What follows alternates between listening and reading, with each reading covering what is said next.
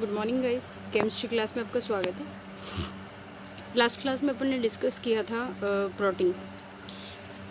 Protein के लिए simple word we can say that proteins are the polypeptide chain of amino acids.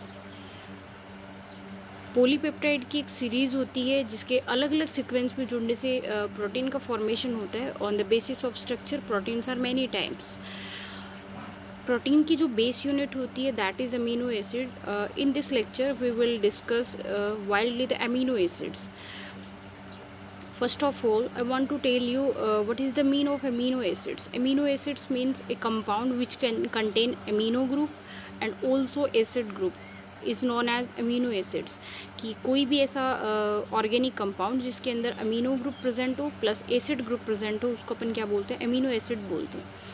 Amino acid के अंदर both acidic and basic both functional groups are present. As the base there is amine groups or as the acid there is carboxylic acid group. So we can say that it is acidic while as well as the basic property. Similarly we can say that in some conditions it behaves as acid and in other situations it behaves as the base. Both properties present होने की वजह से इसके अंदर क्या होती है, कुछ स्पेसिफिक कैरेक्टर्स इसमें प्रेजेंट होते हैं, उसको अपन बोलते हैं एमिनो एसिड्स. बेस यूनिट तो इसकी क्या होती है, CH NH2 COOH ग्रुप. यहाँ पे जो वैकेंसी होती है उसके अंदर अलग अलग फंक्शनल ग्रुप आने की वजह से क्या आती है, various type of amino acids इसके अंदर क्या हो जाती है, क्रिएट हो जाती है. हमारी जो ह्यूमन बींग्स होती हैं उसके अंदर 20 टाइप्स के अमीनो एसिड्स प्रेजेंट होते हैं. There are 20 types of amino acids which are denoted by the different symbols. Due to the combination of 3 amino acids we obtain a genetic code. कि 3 amino acid का जो group होता है उसको हम code बोल सकते हैं, उसको अपन क्या बोल सकते हैं, जेनेटिक कोड बोल सकते हैं. उसकी वजह से बनता है. फिर अलग अलग जेनेटिक कोड के कॉम्बिनेशन से क्या बनती हैं, प्रोटीन्स बनती हैं जो आगे प्रोटीन सिंथेसिस में आएंगी. कुछ ऐसी होती है जो हेरिडिटी में कम आएंगी, वो अलग फंक्शन होता है. सिर्फ आपको यहाँ यही देखना है amino acid. The base structure of amino acid is CH NH2 COH group. एक चीज़ ध्यान रखनी है यहाँ पे, अल्फा पोजीशन. जब वर्निकुलर नेम देखते हैं या जनरल नेम देखते हैं ऑर्गेनिक कंपाउंड्स का, तो फंक्शनल ग्रुप जिस कार्बन पर प्रेजेंट होता है उसको हम बोलते हैं अल्फा कार्बन. इसके अंदर अल्फा कार्बन के ऊपर ही NH2 ग्रुप प्रेजेंट है, तो ये अमीनो ग्रुप जो है उसकी पोजीशन क्या है, अल्फा. तो ये एमिनो एसिड की जो कैटेगरी है वो है अल्फा एमिनो एसिड. ओके, अब देखते हैं अपन क्लासिफिकेशन में. देखो आपको ये देखना है कि इससे पहले हमने ये देखा है कि there are 20 type of amino acids. Basically amino acids जो होते हैं बॉडी के अंदर 20 टाइप्स के प्रेजेंट होते हैं. तो क्लासिफिकेशन में हम देख रहे हैं इसेंशियल का मतलब ये होता है जो बॉडी के अंदर बहुत ज़रूरत होती है जिनकी. Animals needs for their animals जिनको अपनी ग्रोथ और डेवलपमेंट के लिए जिन एमिनो एसिड्स की रिक्वायरमेंट होती है उसको अपन क्या कहते हैं, इसेंशियल एलिमेंट्स कहते हैं. इसेंशियल का रीज़न ये होता है कि जब भी अपन डाइट ले रहे हैं उसमें उसको इंक्लूड करना ज़रूरी होता है, क्योंकि बॉडी के अंदर वो क्या नहीं होते, सिंथेसाइज नहीं होते, और उनकी जो नीड होती है वो काफ़ी इम्पॉर्टेंट होती है, क्योंकि ग्रोथ और डेवलपमेंट में उनका बहुत रोल होता है. ऐसे जो अमीनो एसिड्स हैं उनको याद करने की एक ट्रिक है. आप याद रखेंगे TVMILLPATH, टीवी मील पाथ बोल सकते हो. जब आप बुक के अंदर देखेंगे तो आपके पास एक टेबल बनी हुई है. कुछ एमिनो एसिड्स ऐसे हैं जिनके ऊपर स्टार का मार्क लगा हुआ है और कुछ ऐसे हैं जिनके नहीं लगा हुआ है. तो उनको आपको अलग अलग सेपरेट करने के लिए आपके पास एक ट्रिक रहेगी कि इसेंशियल के अंदर वो आते हैं टीवी मील पाथ. देखो मैं एक बार आपको बताऊँ. T4 होता है threonine, V4 valine, M4 methionine, I4 isoleucine है बेटा.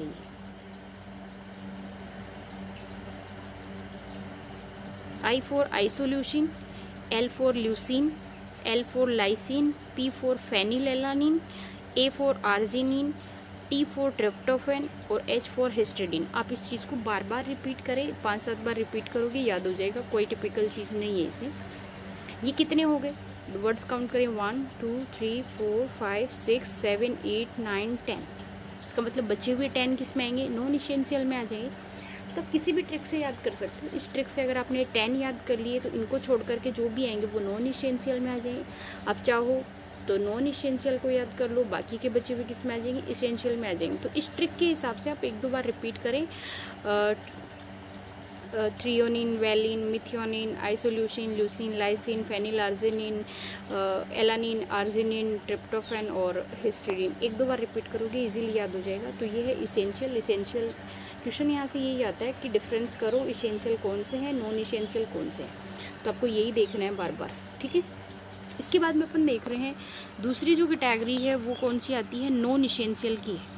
नॉन इसेंशियल के अंदर वो आते हैं कि इनका जो प्रोडक्शन है वो बॉडी के अंदर हो जाता है। डाइट में चार्ट करें, डाइट चार्ट के अंदर अगर हम इसको इंक्लूड करें तो कोई लॉस नहीं है, और अगर नहीं करें तो कोई इसकी वजह से डिसऑर्डरनेस भी नहीं होता है। इसका मतलब ये होता है कि डाइट चार्ट में इनके होने या नहीं होने का कोई फ़र्क नहीं पड़ता है, उसको हम बोलते हैं नॉन इसेंशियल। तो ये क्या हो जाते हैं, produce in body, so there is no effect of their presence और एब्सेंस की बॉडी के अंदर ये अक्रेंस है इनकी, ये सिंथेसाइज हो जाते हैं, इसलिए इसको डाइट चार्ट के अंदर हम इंक्लूड करें नहीं करें उसका कोई फ़र्क नहीं पड़ता है। बाकी के बचे हुए जैसे ग्लाइसिन है, वेलिन है, ग्लूटामिक एसिड है, स्पार्टिक एसिड है, सेरिन है, सिस्टीन है, प्रोलिन है, टायरोसिन है, लाइसिन है, ये सारे के सारे कौन से नॉन इसेंशियल है। इसमें देखो छोटी सी बात ये पूछी जाती है, वैसे है तो आगे की बात, लेकिन फिर भी कई बार पूछ लेते हैं। इसके अंदर ये पूछ लेते हैं कि कई बार एसिडिक एमिनो एसिड कौन सा है, बेसिक कौन सा है, न्यूट्रल कौन सा है। तो देखो इससे जस्ट पहले हमने बात करी है कि अमीनो एसिड वो होता है जिसके अंदर एसिडिक और बेसिक दोनों तरह के फंक्शनल ग्रुप प्रेजेंट होते हैं। एसिडिक ग्रुप की जगह पे यहाँ पे कार्बोक्सिलिक एसिड ग्रुप प्रेजेंट होता है, और बेसिक की जगह पे यहाँ पे amino group NH2 group, amine group present होते हैं। तो देखो दोनों इक्वल क्वांटिटी में है, जितने कार्बोक्सिलिक एसिड है उतने ही NH2 है, देन तो वो कैसा हो जाएगा, न्यूट्रल हो जाएगा। अगर किसी भी अमीनो एसिड के फॉर्मूले में COH यानी कार्बोक्सिलिक फंक्शनल ग्रुप ज़्यादा है तो उसकी नेचर कैसी हो जाएगी, एसिडिक। और अगर किसी में अमाइन ग्रुप ज़्यादा है तो उसकी नेचर कैसी हो जाएगी, बेसिक। तो आप बेस स्ट्रक्चर जब देखोगे तो आपको देखते ही पता चल जाएगा कि ये नेचर में एसिडिक है, बेसिक है या न्यूट्रल है। नंबर बराबर है, न्यूट्रल में लोगे। कार्बोक्सिलिक एसिड ज़्यादा है, एसिडिक में लोगे। अमाइन ग्रुप ज़्यादा है तो किस में लेते हैं, बेसिक ग्रुप के अंदर इंक्लूड लेते हैं। तो एसिडिक तो 2 ही हैं, ग्लूटामिक एसिड होता है और एस्पार्टिक एसिड होता है, एसिडिक होते हैं। ग्लाइसिन और वैलिन दोनों न्यूट्रल होते हैं। इसके अलावा जो बेसिक है उसके अंदर लाइसिन होता है, लाइसिन के अंदर NH ग्रुप प्रेजेंट होते हैं, 3 ग्रुप प्रेजेंट होते हैं, ठीक है। तो इसके अंदर थोड़ा सा आपको ये ध्यान रखना है, एसिडिक कौन सा है, बेसिक कौन सा है और न्यूट्रल कौन सा है, ठीक है। एसिडिक, बेसिक और न्यूट्रल। तो आज अपन ने एमिनो एसिड्स के अंदर क्या देखा है, एमिनो एसिड्स का बेसिक स्ट्रक्चर क्या है, उसके क्लासिफिकेशन के अंदर हमने देखा है इसेंशियल कौन से और नॉन इसेंशियल कौन से एलिमेंट्स आते हैं, ठीक है। इसके बाद में देखो कई बार ये आता है कि alpha amino acid, beta amino acid, gamma amino acid. तो देखो अल्फा बीटा गामा की मैंने यही बताई है, कार्बोक्सिलिक एसिड जिस कार्बन से अटैच होता है उसको अपन बोलते हैं अल्फा, उसी अल्फा के ऊपर अमीनो ग्रुप प्रेजेंट है तो alpha amino acid. Carboxylic acid group, alpha carbon, alpha पे ही एमिनो एसिड ग्रुप। बीटा का मतलब होता है कार्बोक्सिलिक एसिड जिस पे प्रेजेंट है वो अल्फा, उसका नेक्स्ट कार्बन बीटा, तो बीटा पर अमीनो प्रेजेंट है तो उसको हम क्या बोलेंगे, बीटा अमीनो एसिड। और तीसरा होता है गामा, इसका मतलब होता है carboxylic acid, alpha carbon, then beta carbon, then कौन सा आता है गामा, तो उसको अपन बोलते हैं गामा।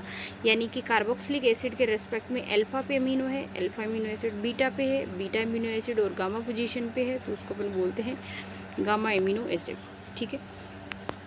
ये तो था एक क्लासिफिकेशन किसको, एमिनो एसिड्स को अलग अलग क्लासीफाई करने का। इसके बाद में आती है एमिनो एसिड्स। एमिनो एसिड्स की जो प्रॉपर्टीज़ है उसके अंदर देखो आप, सबसे पहली बात तो ये आती है कि सोल्यूबिलिटी में हमने ये देखा है कि एमिनो एसिड्स के फॉर्मूले के अंदर फंक्शनल ग्रुप प्रेजेंट है और दोनों ही फंक्शनल ग्रुप की पोलैरिटी अलग अलग है। पोलैरिटी का मतलब ये होता है स्ट्रेंथ अलग अलग है, तो स्ट्रेंथ अलग अलग होने की वजह से पोलर प्रॉपर्टी है, और पोलर प्रॉपर्टी यानी डाइपोल की तरह ट्रीट कर रहा है तो ये वाटर सोल्यूबल होगा ही होगा। तो आप बोल सकते हो सिंपली कि पोलर नेचर है, इस वजह से ये क्या होता है, सोल्यूबल इन वाटर होता है, क्रिस्टलाइन कंपाउंड होता है, ठीक है। डेफिनेट स्ट्रक्चर होती है इसलिए कैसा होता है, क्रिस्टलाइन होता है।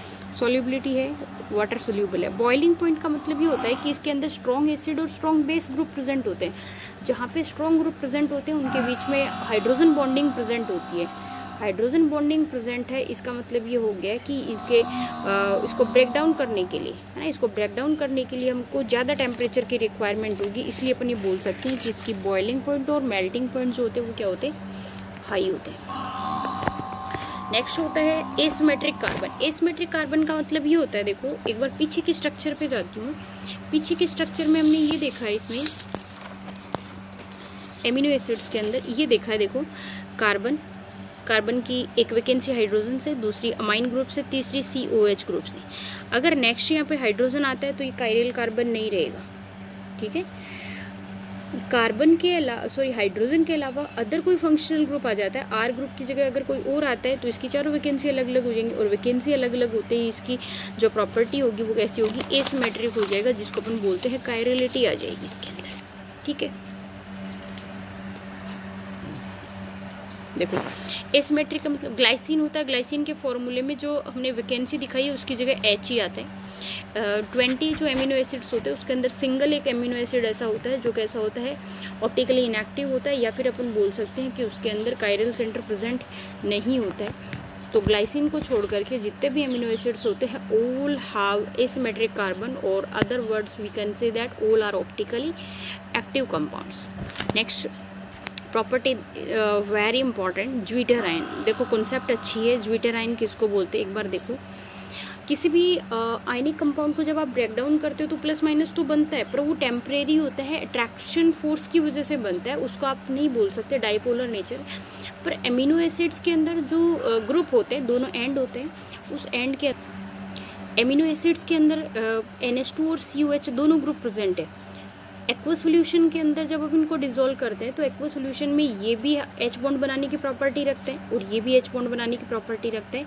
तो एक्वा सोल्यूशन के अंदर इनके अंदर प्रोटॉन ट्रांसफ़र होता है, और प्रोटॉन ट्रांसफ़र होने की वजह से इसके अंदर प्लस माइनस पोल बनते हैं जो स्टेबल भी होते हैं। तो प्लस माइनस पोल एक ही कंपाउंड के अंदर अगर स्टेबल फॉर्म में प्रेजेंट होते हैं तो उस कंपाउंड को अपन बोलते हैं ज्विटर-आयन, ठीक है।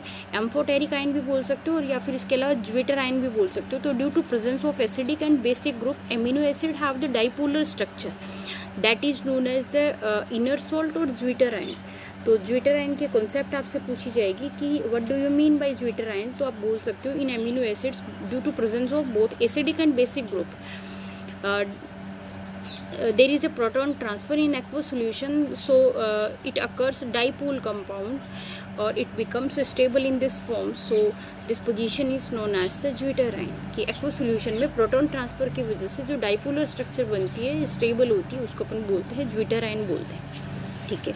ज्विटर-आयन के बाद में नेक्स्ट जो प्रॉपर्टी होती है वो होती है आइसोइलेक्ट्रिक पॉइंट। आइसोइलेक्ट्रिक पॉइंट का मतलब ये होता है कि एसिडिक नेचर भी और बेसिक नेचर भी है, ठीक है। एमिनो एसिड्स के अंदर एसिडिक नेचर भी और बेसिक नेचर भी है, पर a definite pH at which there is no effect of acid and base means compound do not move towards the electrical field nodes. कि एमिनो एसिड्स के अंदर अगर किसी भी डेफिनेट pH पे अगर हम उसको किसी भी इलेक्ट्रिकल फील्ड में रखें और अगर वो मूव नहीं करे तो उस डेफिनेट pH को हम क्या बोलते हैं, आइसोइलेक्ट्रिक पॉइंट बोलते हैं। इसका मतलब ये होता है, ये न्यूट्रलिटी पॉइंट को बताता है कि इस pH के ऊपर ये जो एमिनो एसिड है वो न्यूट्रल रहेगा, किसी भी एसिड या बेस की तरह ट्रीट नहीं करेगा। ऐसी कंडीशन में उसकी जब न्यूट्रल प्रॉपर्टी हो जाती है तो बाकी सारी प्रॉपर्टी जो आती हैं, जैसे उसकी सोल्यूबिलिटी आती है, जैसे उसका ऑस्मोटिक प्रेशर आता है, जैसे उसकी कंडक्टिविटी आती है, वो सारी की सारी क्या हो जाती है, कंपैरेटिवली लो हो जाती है ना, कंपैरेटिवली लो हो जाती है आइसोइलेक्ट्रिकल पॉइंट में। और हर एक एमिनो एसिड का, जैसे कोई एसिडिक है तो उनके हाई pH पे होगा, कोई बेसिक है तो लो pH पे होगा, इस तरीके से। तो हर एक एमिनो एसिड का आइसोइलेक्ट्रिक पॉइंट भी क्या होता है, डिफरेंट होता है। नेक्स्ट होती है पेप्टाइड बॉन्ड। देखो प्रोटीन फॉर्मेशन में many amino acids take part in long chain formation during the protein formation. Amino acids के बीच में जो लिंकेज बनता है वो कार्बोक्सिलिक एसिड और अमाइन ग्रुप के मिलने से बनता है। There is a condensation process takes place and they loses the water molecule. Water molecule lose होने से एक नया फंक्शनल ग्रुप क्रिएट होता है। पहले यहाँ पे फंक्शनल ग्रुप था COOH, या फंक्शनल ग्रुप था NH2। दोनों मिलकर के जब वाटर मॉलिक्यूल लूज करते हैं देन एक नया फंक्शनल ग्रुप क्रिएट होता है, दैट इज CONH। CONH का नाम होता है, वो होता है अमाइड। एक यूनिट के अंदर बहुत सारी अमाइड यूनिट बनती जाएंगी, इसलिए उसको अपन बोलते हैं अमाइड लिंकेज या पॉलीअमाइड, या फिर आप उसको बोल सकते हो पेप्टाइड। यहाँ पे कई बार कॉन्सेप्ट ये पूछी जाती है डाइपेप्टाइड से क्या मतलब है, ट्राईपेप्टाइड से क्या मतलब है ना। तो इसमें ये होती है दो, डाइपेप्टाइड का मतलब होता है दो पेप्टाइड बॉन्ड, यानी कि जिसमें 2 एमिनो एसिड पार्टिसिपेट करते हैं, पेप्टाइड बॉन्ड एक बनता है। ट्राईपेप्टाइड का मतलब ये होता है 3 एमिनो एसिड जिसमें बॉन्ड 2 बनते हो। टेट्रा पेप्टाइड का मतलब होता है 4 एमिनो एसिड्स, लेकिन उनके अंदर लिंकेज कितने बनते हैं, 3 बनते हैं। ठीक है, ये होती है पेप्टाइड लिंकेज, यानी एमिनो एसिड्स के बीच में बनने वाला बॉन्ड क्या होता है, एमाइड या फिर पेप्टाइड बॉन्ड होता है। ठीक है, अब देखिए आगे, ये तो क्या थी, प्रॉपर्टीज थी किसकी, एमिनो एसिड्स की प्रॉपर्टीज थी। इसके जस्ट बाद में अपनी जो वो आएगा, अपना टॉपिक आएगा क्या, स्ट्रक्चर ऑफ प्रोटीन आएगा। स्ट्रक्चर ऑफ प्रोटीन के अंदर अपन को देखना पड़ेगा कि प्रोटीन के अंदर हमने बेस तो ये देख लिया है कि प्रोटीन एमिनो एसिड से मिलकर के बना हुआ है। एमिनो एसिड्स किस सीक्वेंस में जुड़ता है, किस तरीके से जुड़ता है, उसके बेसिस पे प्रोटीन की जो स्ट्रक्चर होती है मेनली 4 टाइप्स की होती है। देखो यहाँ पे एक एक बात सुनते हुए जाना। Condensed structure of amino acid is known as protein, कोई खास बात नहीं है। देखो प्राइमरी स्ट्रक्चर जो होती है ये किसको बताइए, लीनियर स्ट्रक्चर ऑफ पॉलीपेप्टाइड्स की, बहुत सारे पॉलीपेप्टाइड जिसकी एक स्ट्रेट चेन बनती है, उस लीनियर चेन फॉर्म को हम क्या बोलते हैं, प्राइमरी स्ट्रक्चर। ठीक है, ये क्या बताती है, it define the nature, number and arrangement of the amino acids. ये बता रही है कि एमिनो एसिड्स का अरेंजमेंट किस तरीके से है, उनका सीक्वेंस किस तरीके से है, या फिर आप एक सिंपल लैंग्वेज में बोल सकते हो तो it tells us about the sequence of amino acids. Amino acids के सीक्वेंस को डिफाइन करने वाली जो यूनिट होती है उसको हम बोलते हैं प्राइमरी स्ट्रक्चर। इसके अंदर पेप्टाइड लिंकेज प्रेजेंट होता है, हाइड्रोजन बॉन्ड प्रेजेंट होता है, डाइसल्फाइड बॉन्ड प्रेजेंट होता है। ठीक है, पेप्टाइड बॉन्ड हो सकता है, हाइड्रोजन बॉन्ड हो सकता है और डाइसल्फाइड बॉन्ड भी प्रेजेंट हो सकता है। ये होती है प्राइमरी स्ट्रक्चर। बेसिकली क्वेश्चन क्या आता है, which property is defined by the primary structure. तो आप ये बोल सकते हो primary structure of protein define the sequence of amino acids, कि अमीनो एसिड्स के सीक्वेंस को डिफाइन करने वाली स्ट्रक्चर कौन सी होती है, प्राइमरी प्रोटीन होती है। देन आती कौन सी है, सेकेंडरी प्रोटीन। देखो सेकेंडरी प्रोटीन को अगर आप डिफाइन करना चाहेंगे तो सेकेंडरी प्रोटीन के लिए आप बोल सकते हो define the arrangement of polypeptide chains. उसमें किसका था, सीक्वेंस ऑफ एमिनो एसिड। इसमें सीक्वेंस किसका है, पेप्टाइड चेन्स का सीक्वेंस है। थोड़ी कॉम्प्लेक्स स्ट्रक्चर होती है, कार्बोनाइल और NH के बीच में हाइड्रोजन बॉन्डिंग प्रेजेंट होती है। सेकेंडरी स्ट्रक्चर के अंदर 2 तरह की स्ट्रक्चर्स हमारे सामने आती है, एक तो आती है अल्फा हेलिक्स, दूसरी आती है बीटा प्लीटेड शीट्स आती है। अल्फा हेलिक्स जो होती है वो कॉइलिंग का रीजन बनती है, हाइड्रोजन बॉन्डिंग उसमें प्रेजेंट होती है, जबकि बीटा प्लीटेड शीट्स होती है वो लेयर की फॉर्म में आती है, एक के ऊपर एक लेयर जमा होती जाएंगी, उसको अपन बोलते हैं बीटा प्लीटेड शीट्स। ठीक है, 2 तरह की अल्फा हेलिक्स और बीटा प्लीटेड शीट्स। तीसरी आती है टर्सरी स्ट्रक्चर, ये 3D स्ट्रक्चर होती है। आप बोल सकते हो कि नेटवर्क लाइक स्ट्रक्चर हो सकती है। इसमें पेप्टाइड चेन जो होती है वो कंडेंस हो जाती है, ग्लोब्यूलर स्ट्रक्चर का फॉर्मेशन करती है, और ये क्या बताती है अपन को, मॉलिक्यूलर स्ट्रक्चर के बारे में बताएगी कि कितनी इसका मॉलिक्यूलर मास हो गया, कितनी हैवी प्रोटीन होगी, इस तरीके से। Quaternary structure very complex structure होती है, आइडिया किसी चीज़ का नहीं लगता है, सिर्फ और सिर्फ क्या होती है, कॉम्प्लेक्स स्ट्रक्चर होती है, जिसमें सारी तरह के hydrogen bond, electrostatic force of attraction, wonder wall, सारी तरह के बॉन्ड्स इसमें प्रेजेंट होते हैं। ठीक है, नेक्स्ट जो है वो प्रॉपर्टी है डीनेचुरेशन। देखो डीनेचुरेशन क्या होती है, प्रोटीन को जब अपन हीट करेंगे, ठीक है, प्रोटीन को जब हीट करेंगे तो हीट करने से उसके बीच में बनने वाले जो पेप्टाइड या फिर अमाइड लिंकेज होते हैं वो ब्रेक डाउन हो जाते हैं, और वो ब्रेक डाउन होने से क्या हो जाती है, पॉलीपेप्टाइड चेन क्या हो जाती है, बिखर जाती है, स्प्लिट हो जाती है। जैसे दूध होता है, दूध के अंदर केसिन प्रोटीन होता है, दूध को अगर एक लिमिट के बाद में अगर उसके अंदर गर्म करें या फिर उसको के अंदर किसी भी एसिड या बेस के अमाउंट डाल दें तो उसकी जो पॉलीपेप्टाइड चेन्स होती है उनके क्रॉस बॉन्ड क्या हो जाते हैं, ब्रेक डाउन हो जाते हैं, और वो किस में बदल जाता है, पनीर में बदल जाता है ना। तो ये भी किसका एग्जाम्पल होता है, डीनेचुरेशन का एग्जाम्पल होता है। तो या तो गर्म करने से या फिर एसिड मिलाने से या फिर बेस मिलाने से अगर प्रोटीन की स्ट्रक्चर अगर डिस्टर्ब हो जाती है तो इस फिनोमिना को हम बोलते हैं डीनेचुरेशन बोलते हैं। डीनेचुरेशन के टाइम में आपको ध्यान रखना है कि कभी भी, है ना, डीनेचुरेशन के अंदर during the denaturation process there is no effect on the primary structure of protein, की कौन सी ऐसी स्ट्रक्चर है जो डीनेचुरेशन में भी इफेक्ट नहीं होती है। तो प्राइमरी स्ट्रक्चर जो होती है वो डीनेचुरेशन के टाइम में भी इफेक्ट नहीं होती है। जैसे एग को बॉईल करने पर, है ना, एग को बॉइलिंग करने की जो प्रोसेस होती है उसके अंदर उसका जो जेल होता है वो क्या हो जाता है, ड्राइड हो जाता है, क्योंकि वो क्या करता है, कंडेंसेशन प्रोसेस में काम में आ जाता है। इसलिए ये प्रोसेस भी किसका एग्जाम्पल है, डीनेचुरेशन ऑफ प्रोटीन का एग्जाम्पल है। ठीक है, प्रोटीन पार्ट में इतना ही है अपना। प्रोटीन की आपको स्ट्रक्चर ध्यान रखनी है, किसमें कौन सा लिंकेज बन रहा है ये ध्यान रखना है, प्रोटीन कितने टाइप का है इसको ध्यान रखना है। इसके बाद में आता है एंजाइम। ठीक है, तो एंजाइम जो होते हैं वो भी क्या होते हैं, एक तरह के बायोलॉजिकल कैटलिस्ट ही होते हैं। अपनी जो बायोलॉजिकल रिएक्शंस होती हैं उनको रेगुलेट करने का काम होता है। बहुत कम अमाउंट के अंदर काम में आते हैं, बॉडी के अंदर ही सीक्रेट होते हैं, बहुत सारी रिएक्शंस के लिए स्पेसिफिक होते हैं और बायोलॉजिकल रिएक्शंस के लिए कैटलिस्ट का काम करते हैं। ऐसे सब्सटेंस को हम क्या बोलते हैं, एंजाइम्स बोलते हैं। एंजाइम्स की जो कैटेगरी